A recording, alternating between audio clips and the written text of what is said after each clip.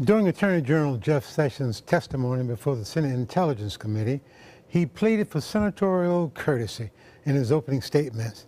I was your colleague in this body for 20 years, or at least some of you, and the suggestion that I participate in any collusion that I was aware of, or any collusion with the Russian government to hurt this country or to undermine the integrity of our democratic process is an appalling and detestable lie. Good morning, I'm Ed James, and this is Black Almanac. Senator Kamala Harris pressed harder than anyone else on the committee. Once she served as California's Attorney General for the past 6 years and San Francisco's District Attorney for the 7 years before that.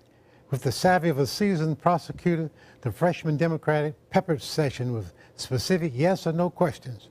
It didn't take long for him to become exasperated when she asked if he had contacts with Russian businessmen last year. He said no. Then he began to clarify that it's possible he met some at the Republican convention. Harris noticed that she didn't have much time and wanted to move quickly. Will you let me qualify it? If I don't qualify it, you'll accuse me of lying, Sessions shot back. So I need to be correct as best I can be. I'm not able to be rushed this fast. It makes me nervous. Political analyst Dr. Lawrence Miller joins the discourse.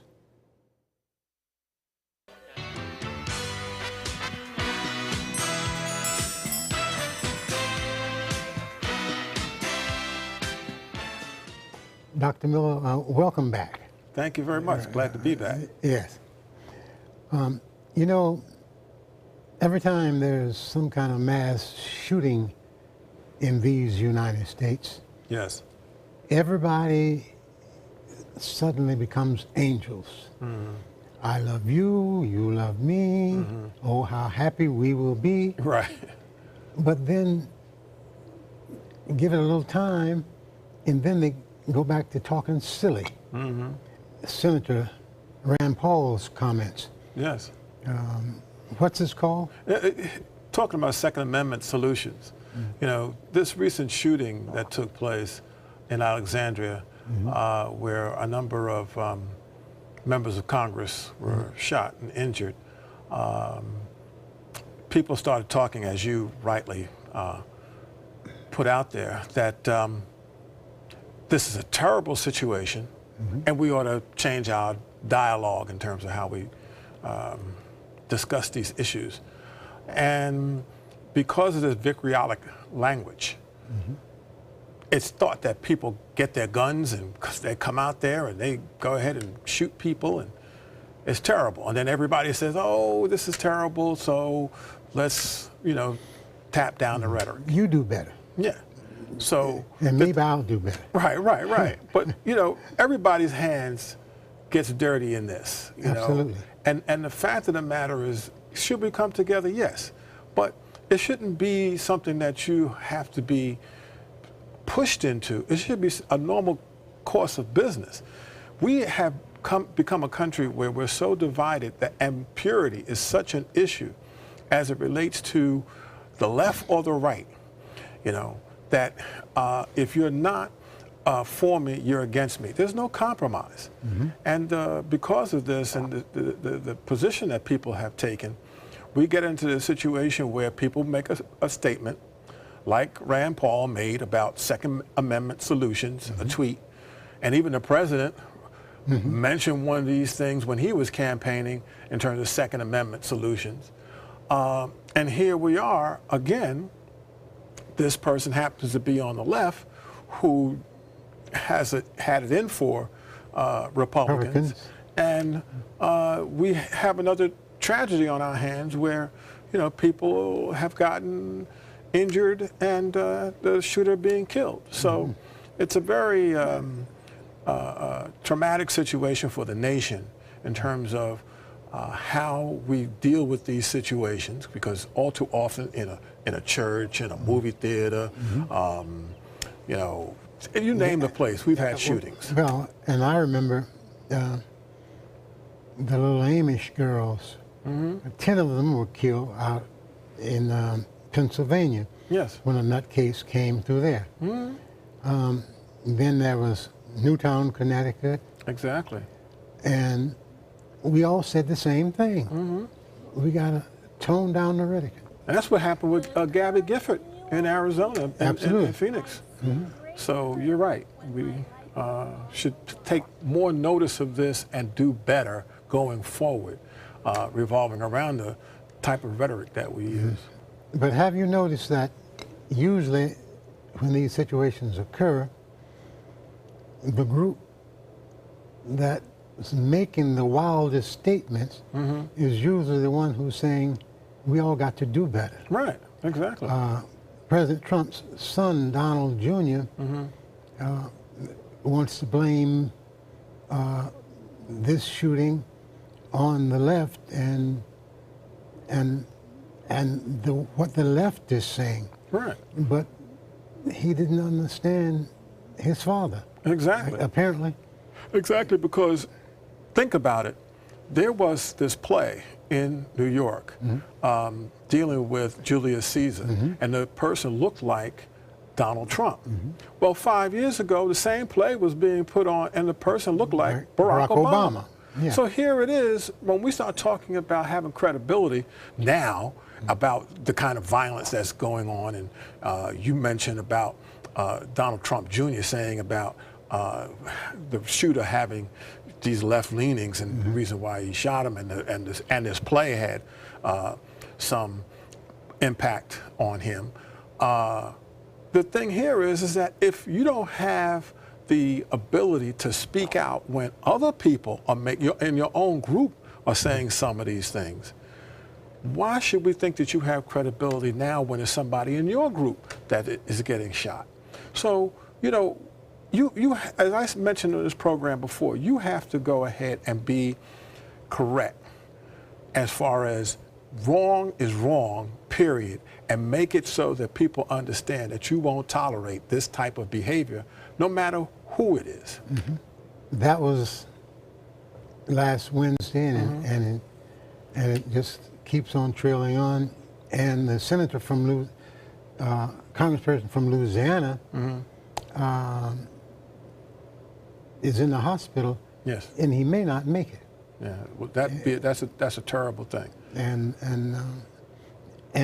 if he had not been at the ballpark, there would probably been more people killed. Yes. His presence at the ballpark, being in the leadership, he's number 3 in the House, meant that they send escorts with those people when they go into public. Yes.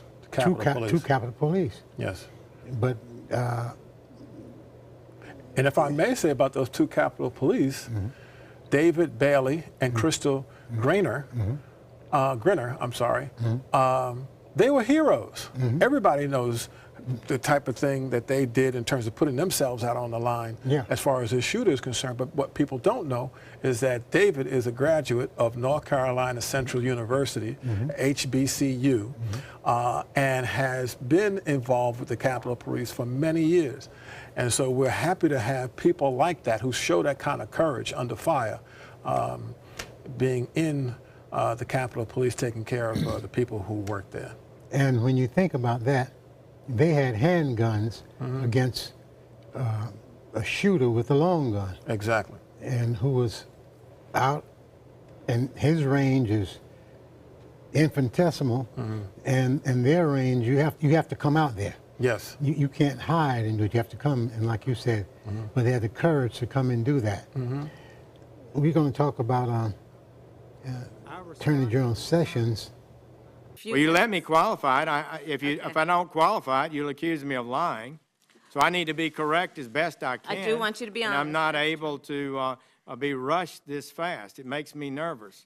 The young freshman senator from California, who happens to be a black female, who just happens to be the former Attorney General of the state of California, who happens to be a former district attorney for San Francisco. Yes. When she was questioning Mr. Sessions, and she was asking the hard questions, right? And she sat quietly while the Republicans were throwing the softball questions to him. But when she started asking the hard questions, they wanted to shut her down. Exactly. And why are you doing this? Right. And he said, talking about Sessions now, that he felt nervous.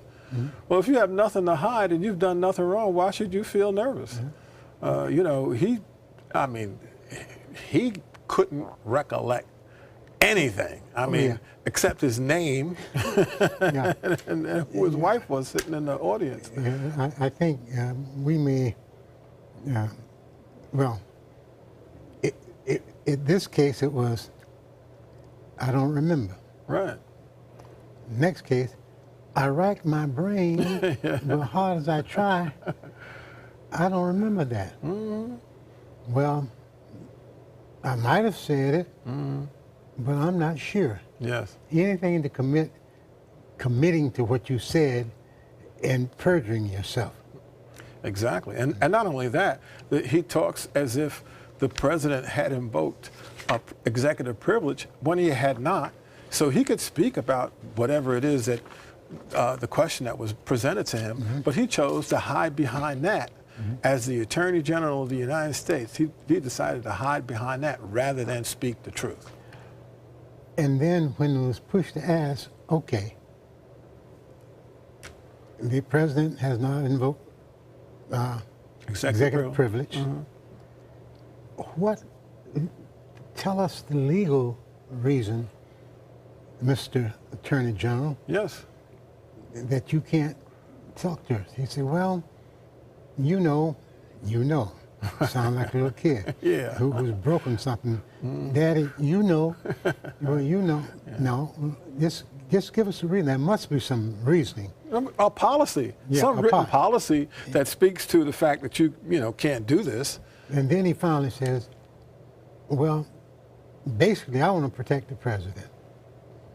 Exactly. Nobody's asking you not to protect the president. We're just asking you these questions. Yeah. But that's not really his role necessarily, to protect the president. His role is to seek justice. His role is to adhere to the Constitution of the United States of America. That they talk so much about. Yeah, they talk so much about. You don't swear allegiance to Donald Trump. You swear allegiance to the Constitution of the United States. I beg to differ with you. There was a cabinet meeting Yes. last week also. I don't know if you saw it. Yes. And maybe we'll put that up.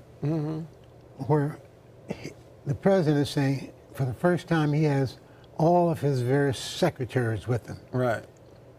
And I sat there and felt sorry for grown men kissing the ring. Yes, grown men and women. Yeah. Yeah. And I guess they kissed the ring because it's close. But if it wasn't, they'd be kissing something else. And I don't know. Yeah, it's amazing. They just kept saying, Mr. President, thank you for giving me this opportunity to serve your agenda. Right. Mr. President, Yes. thank you for giving me a chance to work in your cabinet. Mr. President, thank you for letting me be here. Yes. What is this? It was pathetic. It was so pathetic that Chuck Schumer, the minority leader of the Senate, had his staff sit around him, and they just mocked his, whole cabinet because of the way they did it. You're right; they were kissing the ring and any other part of his body to, ingratiate themselves more and more to him. But as I said, it's not about Donald Trump. It's about the people of the United States of America, and. If you believe that your role and responsibility is solely to enhance and pump up his ego, you're in the wrong business. You shouldn't be there. And so before someone out there watching today says, why are they picking on General Sessions? Well, General Sessions has a history. He can't remember anything, yet, let me tell you his record on civil rights, which he has a hostility to. In 1981, after being appointed U.S. Attorney by then President Ronald Reagan, he attracted national attention by prosecuting 3 civil rights workers for voter fraud. That case was widely viewed as baseless and malicious prosecution aimed at suppressing the black vote. And now he can officially suppress the black vote in his new role as Attorney General of the United States. And that's one of the places that blacks and other minorities have gone to as a court of last resort to try to get some help when they are being oppressed by others. Yes, and what I say to that is that voting matters. You know, when Trump said, "What do we have to lose?" This is what you have to lose: your vote. Okay.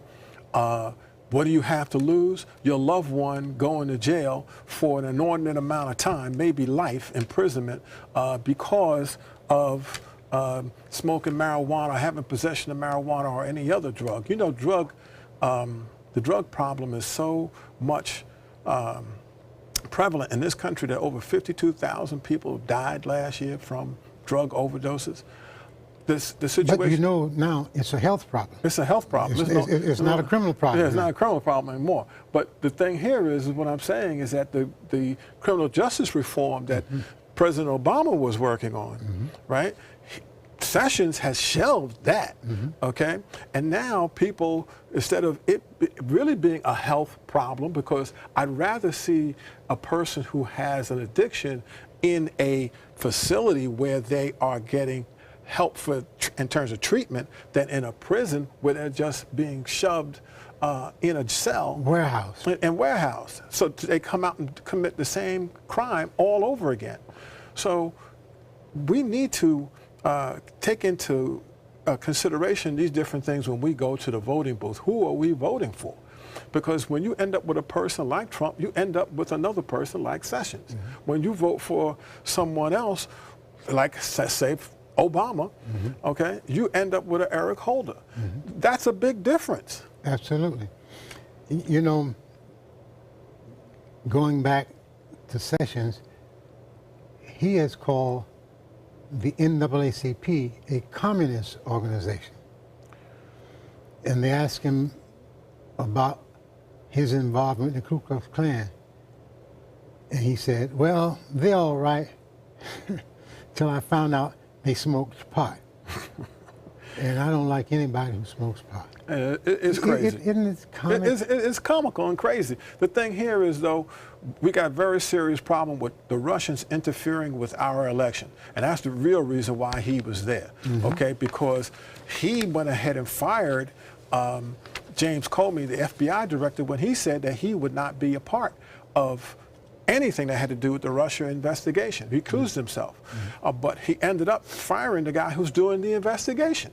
So when you have that kind of situation where all these things are going on, where our electoral process is being circumvented by an outside force, of course we should go ahead and have him. And the president has said that he would come before the special counsel also, and he would give testimony as to what his intent was when he told Comey to let Michael Flynn go, right? That he's a good guy. You know, it's also interesting in what kind of guy you'll have comparing Sessions to Eric Holder. Also during that testimony, you asked him, he was asked certain questions about Russia and the events and them meddling in the U.S. elections. And he said he didn't know anything about it. He was asked, well, what about the briefings that you get? He said he has never had a briefing. Never had a briefing. Can you believe that? No. And the other thing, he tried to make it sound like he was at this third meeting. He had already told a tale about the first two meetings. Now he had this third meeting at the Mayflower Hotel, and he's making it seem as if, oh, I may have casually bumped into him. I may, talking about the Russian There were ambassador. a lot of people there. there. Were a lot of people there. Come on. This Southern folksy excuse is not enough. No. And if that's all you have to offer he should do the nation a favor and step down. And then you have this other situation where you have a special counsel, Robert Mueller, who the right has been talking about, well, maybe the president may fire him, okay? If that would have happened, I think this whole investigation would explode, okay? So I don't know, I don't think but who knows with Donald Trump? I mean, he may do anything. But I think the main point about this is that they talked about the fact that Mueller may be investigating his obstruction, possible obstruction of this investigation. And who could ever blame him for doing that? He would not be doing his job if he did not look into that, because the president has made so many statements revolving around this investigation being phony, fake news, the fact that he spoke to the Russians and said, I got rid of the FBI director, and now it gets the Russia issue off of me, the cloud off of me. And he's told that on national TV. To Lester Holt. To Lester Holt in an interview. Yeah. So, I mean, it would be a dereliction of duty for Mueller not to look into it. So the president bashing the investigation is not good for the democratic process. Now, folks, he didn't say the Democratic Party. He says not good for the democratic process. Exactly. Two different things. Yeah, and everybody should adhere to the democratic process. Right. No matter what party or no party that you're involved in. Right. God has a sense of humor. Yes, he does. On this past Wednesday, 71st birthday of President Trump, Yes. when he opened his Washington Post on his birthday, he didn't have to look at the horoscope to see what kind of day he was going to have. Right. Because there was a horror paragraph there that the special counsel was investigating him for possible obstruction of justice. Yes. And they say, meaning the writers of the Post, that they have 5 separate collaborations that led them to believe or know that he's being investigated. Now, are those 5 people who happen to be in the know? Are those 5 different leaks? Are those 5 people who have been summoned to come? Yes. But nevertheless, and then he says, well, and trains his puppets, his flacks, as they call the PR people in government, to say, that's against the law. Somebody should be investigated. Well, someone is being investigated. It's it's crazy. Here it is, 2 of his members of his staff, Dan Coates and Mike Rogers, were before the Senate Intelligence Committee looking into the Russia investigation. And both of them, just like we mentioned about Sessions, said that they couldn't speak to these issues on camera, okay? And it appears that some of the things that they have said in closed session give some concern. We'll see how that plays out in terms of Mueller's investigation, as it has any impact upon whether there is any collusion and obstruction. And an additional birthday gift that the president got, interesting, that some of those around him, his associates, are also being investigated by the special counsel about money laundering. One more thing. One more thing. Now, you'd say, what is that about? Well, his son, we've mentioned before on this program, his son-in-law has gone to a Russian bank that is on the bad list. There's a proper name for that. Okay. And he says he was going to the bank to talk about his holdings. The banker said he was going to the bank to talk about borrowing money. The president said he was there to talk about government business. Now, what business does a government should have with a bank that it is deemed to be completely out of order in terms of all regulation? A bank where one of its people was convicted of being a Russian spy and sentenced to prison in the U.S., just getting out. Okay. What has this government done, this administration, that's good? Now, because I'm like Mr. Sessions, I scratch my head and Lordy, I can't think of anything.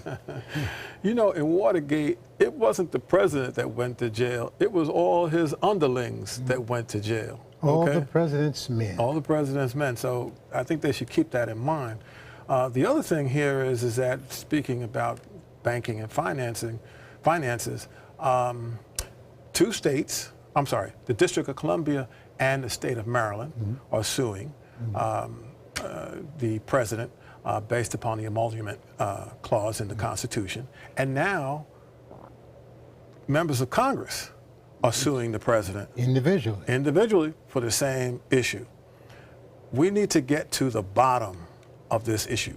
Well, there's the accord that everybody's accord, and then there's the Trump accord. So it would appear. So, Dr. Miller, until the next time. Okay, thank you for having me on your show again. And as always, have a great day, Suncoast.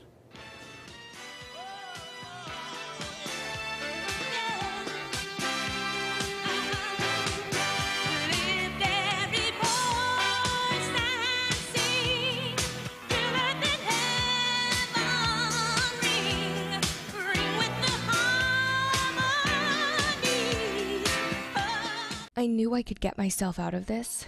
I just needed some hope and some help. I took the first step to recovery when I made the call. If you're depressed, drinking, and using drugs, you may need help. And the Affordable Care Act guarantees coverage of substance abuse. Call the Addiction, Hope, and Helpline now for a free assessment. I had problems just getting to sleep, drinking and using pills every night. I feel like I'm losing control. I'm afraid I'll lose my job or even my family. Are you losing hope? You can recover and get back on track. Call now for hope and help with proven, gentle recovery programs. I never thought that I could be somebody who didn't drink and use drugs. I have something to hold on to for strength. I'm in recovery, getting the help I need. Call the Addiction, Hope, and Helpline now for a free assessment with someone who cares.